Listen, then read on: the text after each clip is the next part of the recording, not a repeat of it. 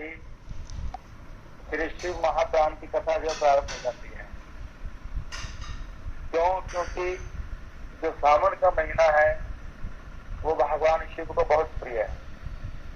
सावन का महीना हो, फागुन का महीना हो, माघ का महीना हो, ये शिव को बहुत प्रिय है।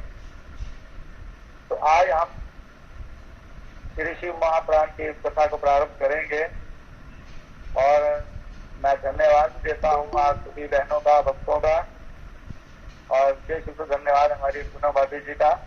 उनका फोन आया तो मैंने अपने बाप को बड़ा सौभाग्यशाली समझा कि मैं आप लोगों के मध्य आकर के उस कथा को प्रारंभ जो है मैं आज करवाऊं। देखिए ये बात है, अपने शिव महाप्राण आप लोगों के बात की शायद यही है जी। गीता प्रेस की, तो इसी का हम लोग प्रारंभ करेंगे।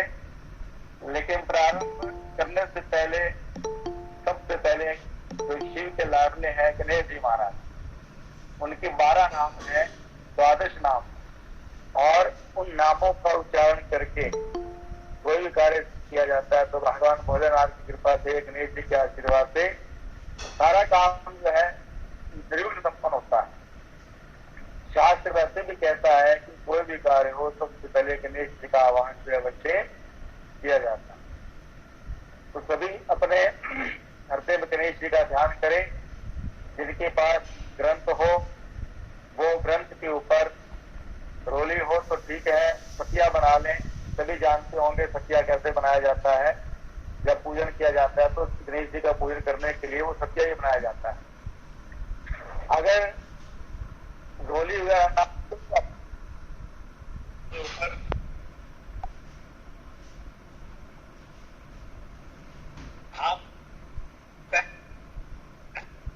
बोले शंकर भगवान की जय। ओम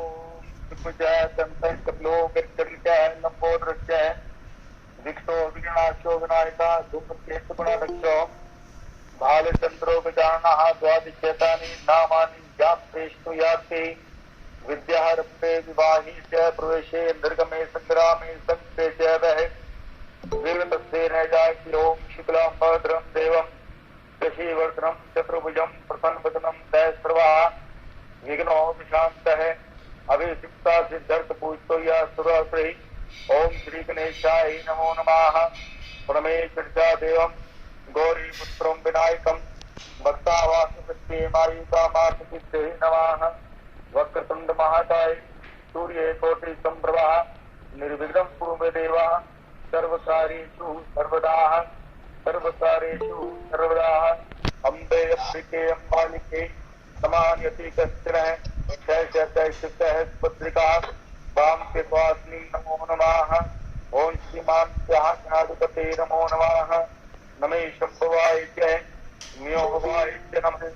शंकराय जय मेत्राय च नमः। शिवाय जय शिवतराय च नमः। शिवाय जय शिव शंकराय नमो नमः। बोली शंकर भगवान की जय। आइए ग्रंथ को प्रारंभ करने से पहले मैं आपको बताऊं कि इस ग्रंथ को पढ़ने से या सुनने से क्या दर्शन कर, इसका क्या फल मिलता है और किस प्रकार से इसका महात्म क्या है। क्योंकि कोई भी हम ग्रंथ जब पढ़ते हैं तो उसके महात्म के बारे में अवश्य पढ़ा जाता है और उस महात्म से हमको पता चल जाता है कि इस ग्रंथ के अंदर किस बात का वर्णन है और की कथा का वर्णन जो है ग्रंथ के अंदर किया गया है। देखिए सदाशिव भोलेनाथ जो है वो करुणा के सागर हैं। एक लोकोक्ति है हमारे मन में कि भगवान ब्रह्मा जी जो है सृष्टि को बनाते हैं, विष्णु जी क्या करते हैं, विष्णु जी उसका पालन करते हैं, ब्रह्मा जी और शिव जो है उसका संहार करते हैं। नहीं, यदि शिव संहार के देवता होते तो कभी भी विष का पान नहीं करने वाले। क्यों? क्योंकि शिव का कार्य तो वो जो अमृत निकला, अमृत के मन से जो सबसे पहले विष निकला था सागर से, तो भगवान विष का पान करने वाले नहीं थे। क्यों? शिव ये कहते कि मेरा कार्य तो ये विष कर देगा। क्यों? क्योंकि सृष्टि का संहार जो है मेरे जिम्मे लगाया गया है लेकिन वास्तव में शिव जो है संहार के देवता नहीं, वो निर्माण के देवता है। राम जी मर्यादा के अवतार हैं। सभी जानते हैं कि राम जी ने कदम कदम पर मर्यादाओं को दिखाया। आज हम उन मर्यादाओं को पढ़ते हैं, उन पर चलते हैं, तो अपना जीवन से हम लोग सफल कर देते हैं। ऐसे भगवान श्री कृष्ण वो कर्म के अवतार है, कर्म योगी माना गया भगवान, प्रेमावतार माना गया। राम जी मर्यादा के अवतार हैं, कृष्ण प्रेमावतार हैं, और शिव कौन है? बोले शिव है करुणा के अवतार। आप लोग आरती करते होंगे, तो आरती के मध्य जब हम लोग बाद में सबसे आखिर में जल के जो वो घुमाते हैं उसको, जिनको हम लोग निरंजन बोलते हैं, जब निरंजन करते हैं तो हम लोग मंत्र बोलते हैं, कर्पूर गौरव करुणावतारम संसारसारम विजिगेंद्र हारम। गले में सर्पों की माला को धारण किए हुए कपूर की भांति जपते भगवान शिव जो करुणा के सागर हैं, जो करुणा के अवतार हैं, हम उनको याद करते हैं, हम उनको प्रणाम करते हैं। तो सभी शिव का ध्यान करेंगे और एक 2-3 मिनट की शिव के नाम से कभी धुनी लगाएंगे। मेरे साथ आप सभी बोले और शिव की चरणों का ध्यान करते हुए ओम नमः शिवाय, ओम नमः शिवाय, हर हर भोले नमः शिवाय, ओम नमः शिवाय, ओम नमः शिवाय, हर हर भोले नमः शिवाय, ओम नमः शिवाय, ओम नमः शिवाय, हर हर भोले नमः शिवाय। जटाधराय शिव जटाधराय, हर हर भोले नमः शिवाय, जटाधराय शिव जटाधराय, हर हर भोले नमः शिवाय, ओम नमः शिवाय, ओम नमः शिवाय, हर हर भोले नमः शिवाय, ओम नमः शिवाय, ओम नमः शिवाय, हर हर भोले नमः शिवाय। गंगाधराय शिव गंगाधराय, हर हर भोले नमः शिवाय, गंगाधराय शिव गंगाधराय, हर हर भोले नमः शिवाय, ओम नमः शिवाय, ओम नमः शिवाय, हर हर भोले नमः शिवाय। श्री शंकर भगवान की। देखिए, जैसे कि मैंने आपको बताया कि भगवान शिव करुणा के सागर हैं, करुणा के अवतार हैं। आप सबने भगवान शिव की झांकी का दर्शन किया होगा, और श्री शिव महापुराण की यदि आज आप पूरा पढ़ोगे तो आपको पता चल जाएगा कि भगवान शिव ने क्या लीलाएं की, भगवान किस प्रकार से प्रकट हुए और किस प्रकार से सृष्टि का निर्माण हुआ, योग के बारे में, और जितने भी योग के अंग हैं विघ्नेश्वर संहिता में आप सबको जो है पढ़ने को अवश्य मिलेगा। साथ ही इसमें भगवान शिव के परिवार के बारे में भी आपको पता चलेगा। हम लोग अमूमन ये मानते हैं कि भगवान और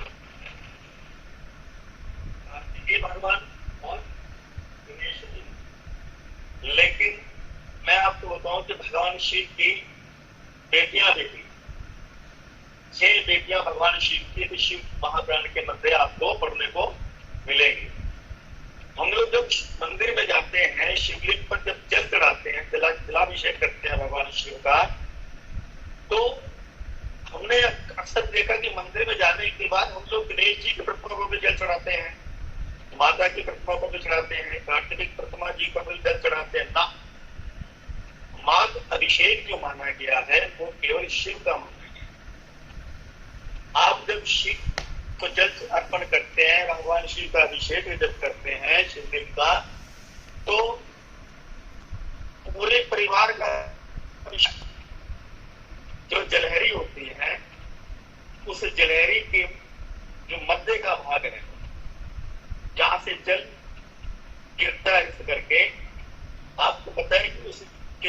भाग में भगवान की सबसे बड़ी बेटी है अशोक सुंदरी, उसका वास है।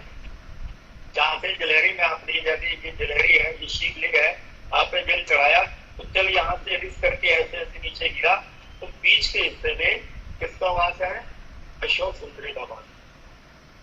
और उसी जलहरी की दाहिनी ओर गणेश जी का वास है और बाईं ओर कार्तिकेय भगवान का वास है। अब भगवान शिव की 5 बेटियां, जो जलहरी के ऊपर, शिवलिंग के ऊपर जो कलश रखा होता है और कलश के बीच में जो जल गिरता है बूंद बूंद करके, उस कलश के अंदर भगवान शिव की 5 कन्याओं का वास है। तो ये देखिए कि शिवलिंग का अभिषेक करते ही आपके द्वारा पूरे परिवार का अभिषेक हो जाता है। भगवान शिव की झांकी का आपने दर्शन किया होगा, आप देखें कि शिव की झांकी कहती है। आप अपने घर में लगे कैलेंडर में भी देख सकते हैं, चित्र में भी देख सकते हैं, मंदिर में भी देख सकते हैं। शिव का वाहन क्या है? नंदी। और आदिशक्ति महामाया का वाहन क्या है? शेर।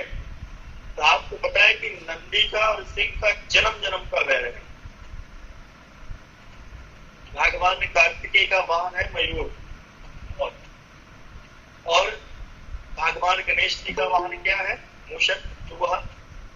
और आपको पता है कि चूहा और सर्प का जन्म जन्म का वैर है। शिव के गले में सर्पों की माला और गणेश जी का वाहन चूहा। सर्प जैसे चूहे को देखता है तो मार डालता। अब शिव के गले में सर्पों की माला, कार्तिकेय भगवान का वाहन मयूर। अब मयूर का और सर्प का जन्म जन्म का वैर है। देखते हैं तो एक दूसरे को मार डालते हैं। मयूर जो है वो सर्प को मार डालता है। लेकिन आप देखिए कि भगवान शिव के दरबार में सभी जो है मिलकर के बैठे, करुणा के अवतार भगवान शिव, और मिलजुल करके बैठे हैं। भगवान की झांकी हमको ये संदेश देती है कि प्रेम ही इस दुनिया में एकमात्र ऐसा साधन है जिसके द्वारा हम लोग परमात्मा को पा सकते हैं। क्योंकि दुनिया में भी यदि हम लोग श्वास भी लेते हैं तो हम लोग प्रेम के कारण ही लेते हैं। कोई माता से प्रेम करता है, कोई पिता से प्रेम करता है, कोई भगवान से प्रेम करता है, कोई पत्नी से, कोई बच्चों से। क्योंकि प्रेम के बिना हम लोग एक कदम भी नहीं चल सकते। और शिव की झांकी हमको यह आदेश देती है, ये संदेश देती है, दुनिया में रहना है तो मिलजुल के प्रेम भाव से रहना। भगवान शिव पर शमी पत्र जो चढ़ाया जाता है। आप शिव पर शमी पत्र चढ़ाएं तो जब शमी पत्र चढ़ाया जाता है तो उसमें हम लोग छोटी गलती कर देते हैं। उसका मुख जो है शिव की तरफ करते हैं। लेकिन जब शमी पत्र चढ़ता है उसका मुख हमेशा अपनी तरफ होना चाहिए। जैसे आप चढ़ा रहे हैं तो शमी पत्र का मुख आपकी तरफ होना चाहिए। काले तिल भगवान शिव पर चढ़ाए जाते हैं। लेकिन हम लोग गलती क्या करते हैं, इस छोटी सी चीजों में, समय की सीमा में, मैं कुछ एक दो बातें आपको ऐसी बताऊंगा कि हमारे द्वारा अनजाने में भी गलती ना हो सके। जब शिव पर हम लोग चढ़ाते हैं शमी पत्र, उसका मुख अपनी तरफ होना चाहिए। दूसरा, जब हम काले तिल चढ़ाते हैं शिव के ऊपर तो उनको कभी भी हाथों से नहीं चढ़ाना चाहिए। उन तिलों को पानी में छोड़ दो, दूध में छोड़ दो। और शिव को कहते दूध से अभिषेक हमने किया, लेकिन शिव पर खाली दूध नहीं चढ़ाया जाता। उस दूध में थोड़ा सा जल डाल दो, चाहे 30-40, लेकिन शिव पर जब ये चढ़ाए तो उस दूध में थोड़ा जल डाल। जो पुष्प जैसे उगता है, क्योंकि पुष्प जब उगता है तो उसका मुख आकाश की ओर होता है। लेकिन हम लोग जब शिवलिंग पर जल चढ़ाते, पुष्प चढ़ाते हैं तो उस पुष्प को उल्टा कर देते हैं। नहीं, पुष्प को ऐसे खिलते हुए आकाश के मुख करते हुए भगवान शिव को अर्पण करना चाहिए। और बहुत सी बातें हैं। शिव जो है केवल इस की भी साधना से बड़ी जल्दी प्रसन्न हो जाते हैं। यदि आपने भाव से इस ग्रंथ का मनन किया और पढ़ने के बाद थोड़ा सा चिंतन किया कि आज जो लीला हुई उस लीला का सार क्या है, उस लीला से हमको क्या मिला है, क्योंकि चिंतन करना भी बहुत जरूरी होता है। हम लोग गंगा जी में जाते हैं तो गंगा जी में जब आप लोग स्नान करते हैं तो आपके मुख से क्या निकलता है? जैसे ही आपने गंगा जी में डुबकी लगाई आपके मुख से क्या निकलता है? हर हर गंगे। गंगे। हर का मतलब शिव। शिव। हर का मतलब है शिव। तो गंगा से पहले हम लोग शिव का नाम लेते हैं, चाहे कोई भी हो। निकलती तो है वो नारायण के चरणों से, तो हम लोग नारायण गंगा भी कह सकते हैं, विष्णु गंगा भी कह सकते हैं, राम गंगा, कृष्ण गंगा भी कह सकते हैं। लेकिन नहीं, जैसे ही हम लोग स्नान करते हैं तो हमारे मुख से निकलता है हर हर गंगे। कभी आपने विचार किया कि भगवान शिव का नाम क्यों निकलता है? भगवान शिव ने गंगा को ये वरदान दिया हुआ है, क्या गंगे तेरे जल में कोई भी प्राणी आकर के जब स्नान करेगा तो तेरे नाम से पहले वो मेरा नाम लेगा। कथा आती है ऐसी प्राणी। शिव ने गंगा को ये वरदान दिया है, इसलिए जब हम लोग हरिद्वार में जाकर स्नान करते हैं तो हर हर गंगे ऐसा कहते हैं। माँ गंगा और माँ पार्वती उमा ने दोनों ने तप किया, बड़ा कठिन तप किया, लेकिन दोनों का भाव ये था कि हमारा विवाह जो है शिव से हो। इधर माँ पार्वती उमा जो पूर्व काल में पूर्व जन्म सती थी, वही सती जो है पार्वती बन करके, उमा बन करके, शैलजा बन करके जन्म लेती है और फिर से तप करती है भगवान शिव को पाने के लिए। इधर इनकी बड़ी बहन थी गंगा, वो गंगा भी शिव को पाने के लिए तप करती है कि मेरा विवाह जो है शिव से हो। अब गंगा के तप को देख करके माँ उमा ने मन में विचार किया कि देवों ने मुझको तो ये वरदान दिया हुआ है कि हर जन्म में शिव ही तेरे पति होंगे सती। तूने इस जन्म में तो देह को अग्नि में भस्मीभूत कर दिया, लेकिन जब तेरा दोबारा भी जन्म होगा तो दोबारा जन्म लेने पर भी तेरे पति शिव ही होंगे। बोले देवों का वरदान के झूठा ना हो जाए। इसलिए माता उमा ने क्या किया, गंगा को कहती है कि गंगे हे बहन तू किसलिए तप करती है? बोले देवी मैं शिव को पति बनाना चाहती हूँ, इसलिए मैं तप करती हूँ। बोले कि तुझको पता है कि भगवान शिव प्रसन्न कैसे होते हैं? बोले नहीं मेरे को नहीं पता। बोले तू किसी संत का, किसी ब्राह्मण का अपराध करते, कोई संत आ रहा हो, कोई ब्राह्मण आ रहा हो, एक लोटा जल का लेकर के तो वो लोटे समेत जल जो है उनके मुख पर दे मारा। अब गंगा बड़ी भोली, गंगा ने कहा अच्छा शिव ऐसे प्रसन्न होते हैं?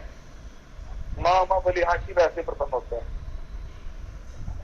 अब माता चली गई। अब गंगा ने क्या किया, एक लोटा जल लिया, संत आ रहे थे तो गंगा ने क्या किया, उस लोटे को लेकर के संतों के मुख पर दे मारा।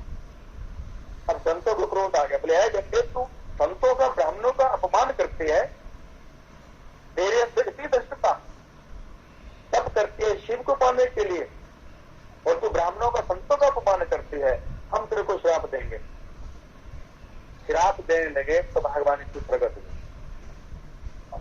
बोले ऐ ब्राह्मण में संतों आप गंगा को श्राप मत दो, इसमें गंगा की कोई गलती नहीं। शिव ने पूरी बात जब बताई तो अब गंगा को क्रोध आ गया।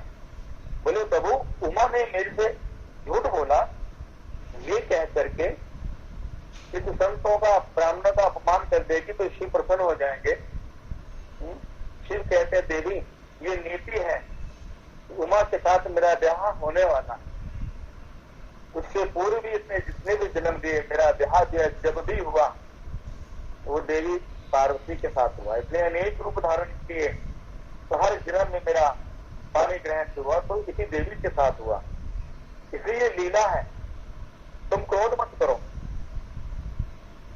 तुम आने वाले समय में धरती पर जल के रूप में बहोगी और मेरी जितनी भी संतानें होंगी वो सारी की सारी संतानों की रक्षा तू करेगी, उन सारी संतानों की पालना तू करेगी। और तेरे जल में जो कोई भी भक्त आकर के स्नान करेगा वो तेरे नाम के साथ मेरा नाम,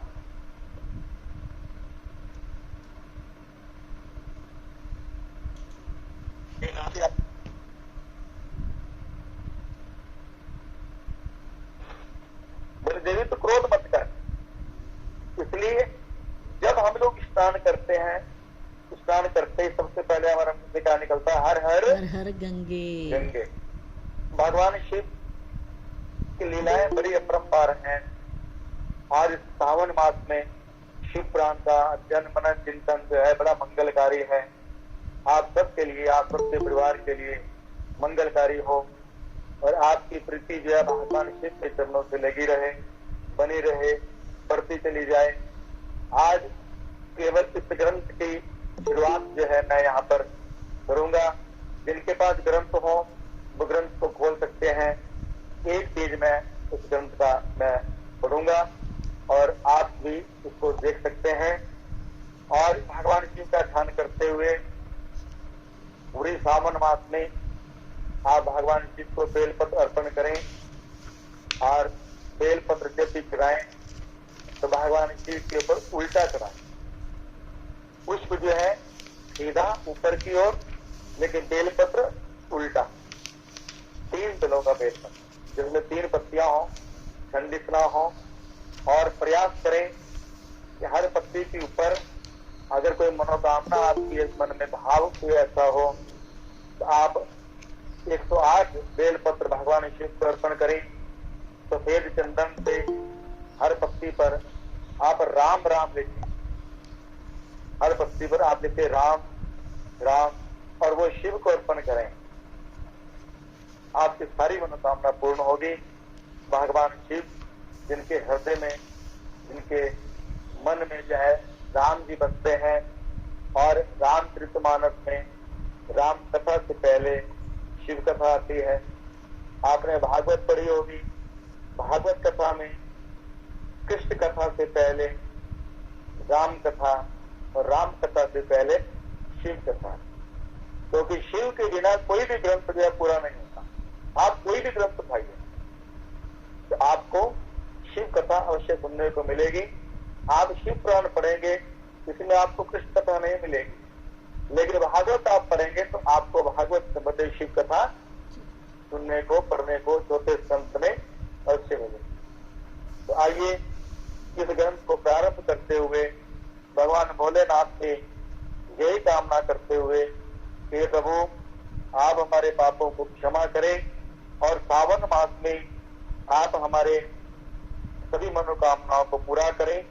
और इस भाव को लेते हुए श्री गणेश जी का सभी लोग ध्यान करेंगे। ये पहला पेज जो है आप देखिए, ये पहला पेज मैंने खोला है, आप सभी खोल लें और मैं पहला पेज जो है इसको, हाँ बिल्कुल ठीक है। बोलो गणेश जी महाराज की जय, शंकर भगवान की जय, साचे दरबार की जय, व्यास नारायण भगवान की जय, सुखदेव महाराज की जय, अपने अपने सदगुरुदेव भगवान की जय। ओम श्री गणेशाय नमः। श्री शिव पुराण महात्म्य शौनक जी साधन विषय करने पर सूत जी का शिव पुराण की महिमा को सुनाना। देखिए जितनी भी कथाएं हैं ये सारी की सारी कथाएं जो हैं नैमिषारण्य तीर्थ में हुई। हमारे उत्तर प्रदेश में ही लखनऊ के पास एक तीर्थ है नैमिषारण्य तीर्थ। अरण्य कहते वन को, नैमिष कहते गरने को, जहाँ पर भगवान विष्णु का चक्र जो धरती पर गड़ गया, नैमिष हो गया। तो वो स्थान जो है बड़ा पावन है। भगवान नारायण ने ब्रह्मा जी को कहा था मृत्यु लोक में तुम इस चक्र के पीछे पीछे चलो, जहां चक्र नैमिष हो जाए अर्थात डर जाए तो समझ लेना वो धरती पर बड़ा पावन स्थान है, वहां पर बैठ करके तुम मेरा भजन करना। तो ब्रह्मा जी उस चक्र के पीछे पीछे गए तो लखनऊ के पास एक जंगल में, अरण्य में, वन में, नैमिष अरण्य वन में, उसमें वो चक्र जो है जब गिर गया तो ब्रह्मा जी ने वहां पर बैठ करके भगवान का तप किया। तो उसी का नाम है नैमिष अरण्य। और सूत जी जिनकी उम्र है मात्र 20 वर्ष की, और ऐसे 20 वर्ष के सूत जी महाराज जी से शौनक आदि 88,000 ऋषियों ने राम कथा, शिव कथा, दुर्गा चरित्र और जितने भी ग्रंथ हैं उन ग्रंथों की महिमा जो उन्होंने सुनी है। तो इसमें भी श्री शौनक जी कहते हैं कि महाज्ञानी सूत जी आप संपूर्ण सिद्धांतों के ज्ञाता हैं। हे प्रभु, मुझसे पुराणों की कथाओं के सार तत्व का विशेष रूप से वर्णन करिए। ज्ञान और वैराग्य सहित भक्ति से प्राप्त होने वाले विवेक की वृद्धि जो है कैसे होती है। सदा साधु पुरुष किस प्रकार अपने काम, क्रोध आदि मानसिक विकारों का निवारण करते हैं। इस घोर कलयुग में जीव प्राय असुर भाव से हो गए हैं, इनका स्वभाव जो है आसुरी वृत्ति का हो गया है।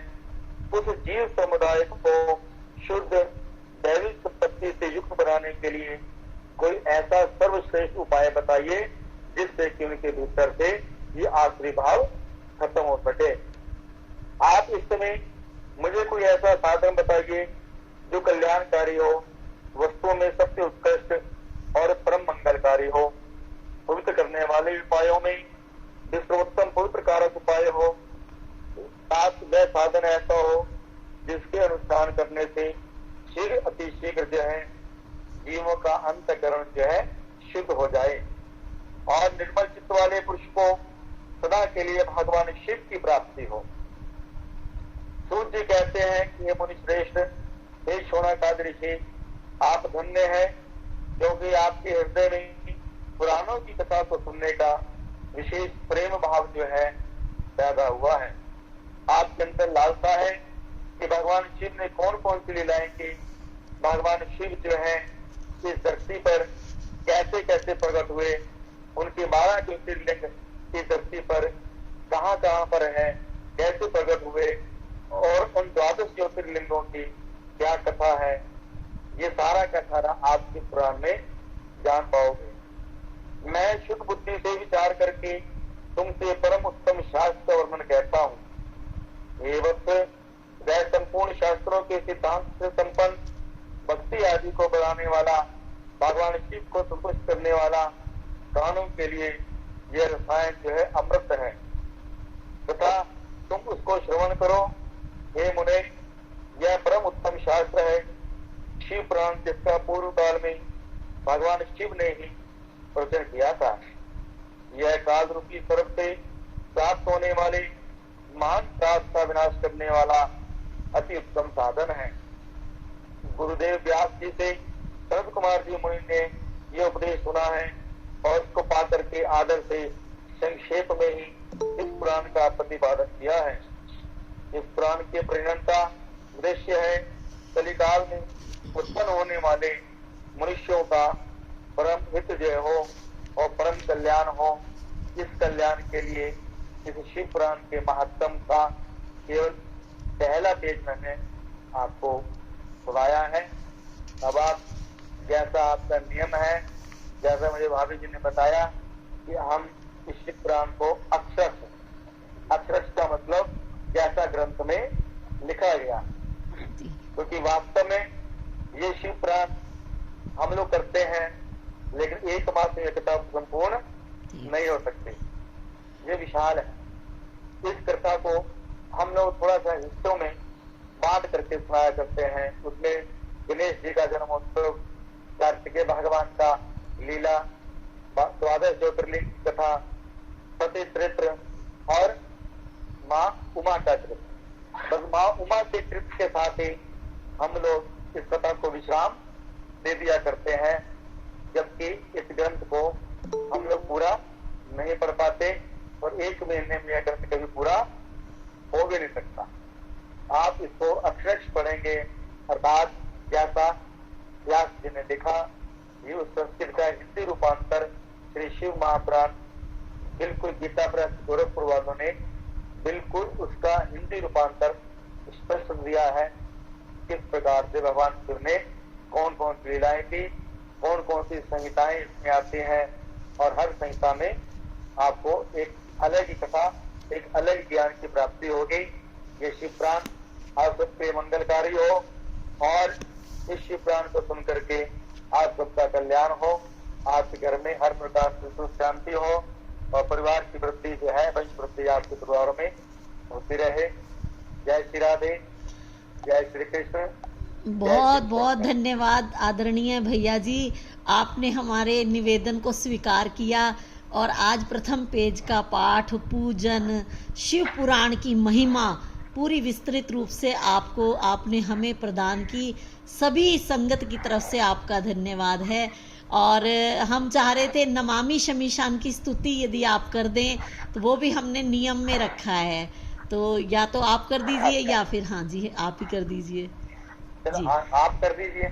जी मैं कर देती हूँ। मुझे कहेंगे तो मैं करता, आप कर दीजिए भैया, आपके सामने मैं क्या बोलूँ, आप ही बोलिए। जी जी चलो आप मेरे साथ बोलिए समझिए। जी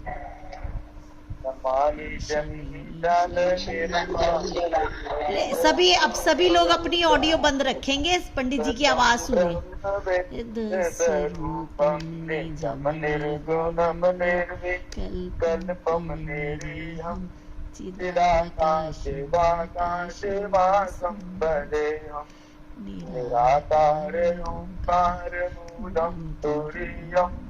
विराजन बोधि समीशं गिरीशं करालं महाकाल कालं कृपालं प्रदादिते।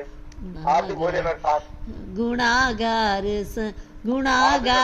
संसार पारम न तो हम तुषाराद्रि संकाश गौरम गंभीरम मनोभूत कोटि प्रभाषी शरीर स्फुर्मोली कल्लोलनी चारु गंगा लसद्वाल बालेन्दु कंठे भुजंगा चलत कुंडलम रुसुनेत्रम विशालम प्रसन्नाननं नीलकंठम दयालम मृगाधीश चर्मांबरम मुंडमालम प्रियं शंकरं सर्वनाथं भजामि प्रचंडं प्रकष्टं प्रगल्भं परेशं अखंडम अजम भानुकोटि प्रकाशम त्रैशूल निर्मूलनम शूलपाणि भजेऽहं भवानी पति भावगम्यं कलातीत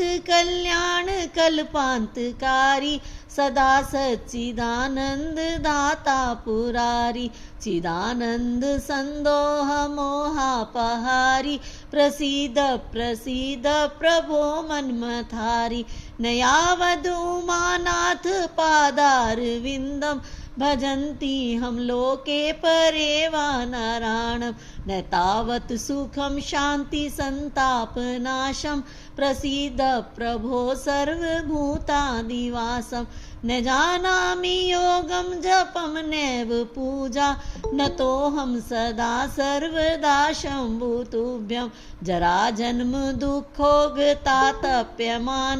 प्रभो पाहि आपन्नमामि शिव शंभो रुद्राष्टकमिदं प्रोक्तं विप्रेण हरतोष्टे ये पठन्ति नरा भक्त्या तेषां शंभु प्रसीदति आशुतोष प्रभु अवधरदानी आरती हरो दीन जन जानी।